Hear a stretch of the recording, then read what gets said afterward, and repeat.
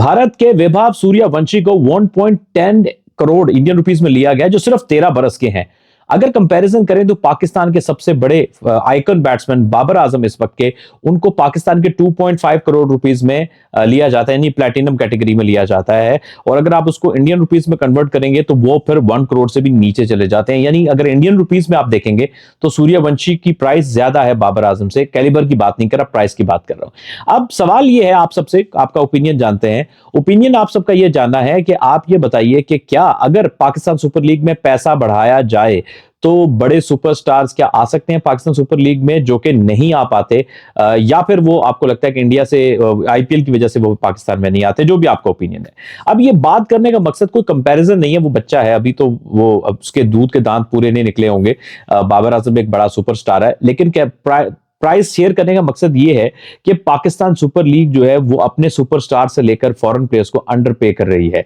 बहुत सालों से अब पाकिस्तान में बात हो रही है कि आपको ड्राफ्ट सिस्टम से निकल के ऑक्शन पे जाना चाहिए, या फिर अगर आप ड्राफ्ट सिस्टम में रह रहे हैं तो आपको कैटेगरी पैसों की बढ़ानी पड़ेगी। क्योंकि इवन पाकिस्तान सुपर लीग के मुकाबले में बांग्लादेश प्रीमियर लीग ज्यादा पे कर रही है, क्योंकि पाकिस्तान सुपर लीग का जो मॉडल है वो इतना अच्छा नहीं रहा, क्योंकि आउटडेटेड हो गया है। क्योंकि इस मॉडल में जो भी पैसे आपको मिल रहे हैं 1 करोड़, 1.5 करोड़, 2 करोड़, 2.5 करोड़, डॉलर रेट पे डिपेंड करता है, ऊपर नीचे होती है प्राइसेस। 3 करोड़ कह लीजिए, वो आपको पूरे टूर्नामेंट खेलने का मिलता है। अब बांग्लादेश भी इवन ये ऑफर कर रहा है, बांग्लादेश क्रिकेट बोर्ड भी अपनी बीपीएल में, कि आप 4 मैच के लिए आ जाए, 5 मैच का कॉन्ट्रैक्ट कर ले और हमसे ज्यादा पैसे देते हैं, पर मैच के पैसे मिलते हैं। और वो प्लेयर के लिए भी बेनिफिशियल है और बोर्ड के लिए भी बेनिफिशियल, और प्लेयर भी ज्यादा खुश होता है। इस वजह से कुछ बड़े नाम वहां भी चले जाते हैं।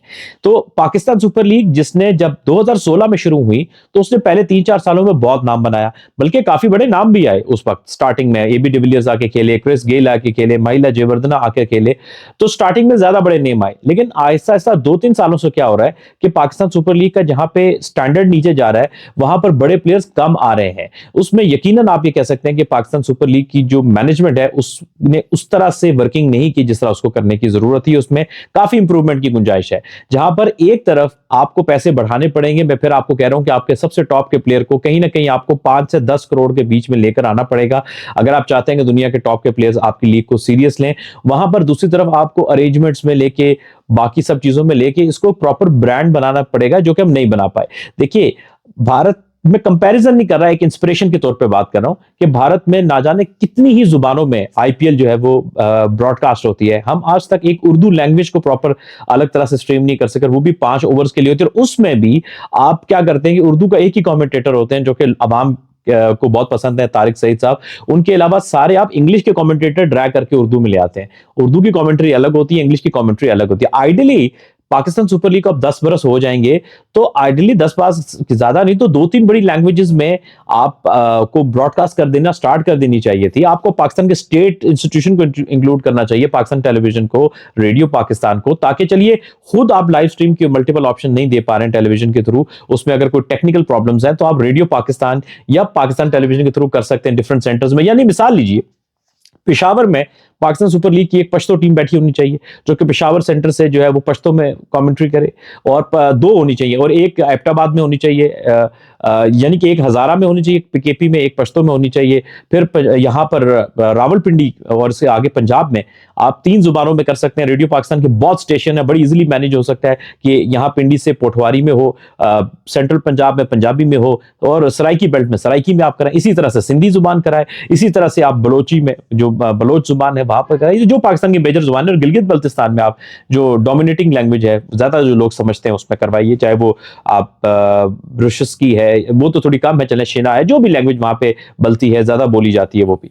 तो कहने का मकसद ये है कि इस तरह की चीजों से आप लोगों को ज्यादा अच्छे से कनेक्ट करते हैं और ज्यादा अच्छे से इसको बड़ा ब्रांड बनाते हैं। अब ये वक्त आ चुका है कि आप अपनी लैंग्वेजेस को, कमेंट्री को इन लैंग्वेजेस में करना शुरू कर दें। आपके पास इंफ्रास्ट्रक्चर नहीं है, इदारे जो इंफ्रास्ट्रक्चर जिनके पास मौजूद है, आपके स्टेट इंस्टीट्यूशन उनका फायदा उठाए, उनसे ज्वाइंट वेंचर कीजिए। और सबसे बड़ी बात कि मुझे अच्छा लगेगा कि बाबर आजम 10 करोड़ रुपए ले, 8 करोड़ रुपए ले पाकिस्तान सुपर लीग से, उस कैलिबर का कोई प्लेयर और पाकिस्तान में जो खेल रहा है उसको उस लेवल पे पैसे ले, और जो फॉरेन प्लेयर्स है बड़े वो पैसे लें, तो आपके पास ज्यादा अच्छे प्लेयर भी आएंगे। लेकिन यह है कि उसके लिए आपको अपनी मार्केटिंग टैक्टिक्स, आपको रेवेन्यू कैसे जनरेट करना, उसमें बहुत सारे काम करने की जरूरत है। 13 साल बच्चे के लिए गुड लक। बहुत अच्छा लगा, 13 साल का है, कुछ वीडियोस भी देखी, एंड आई होप ये को आगे जाके दुनिया के सुपरस्टार बने। मेरे लिए बहुत, मेरी इसके लिए बहुत सारी दुआएं हैं।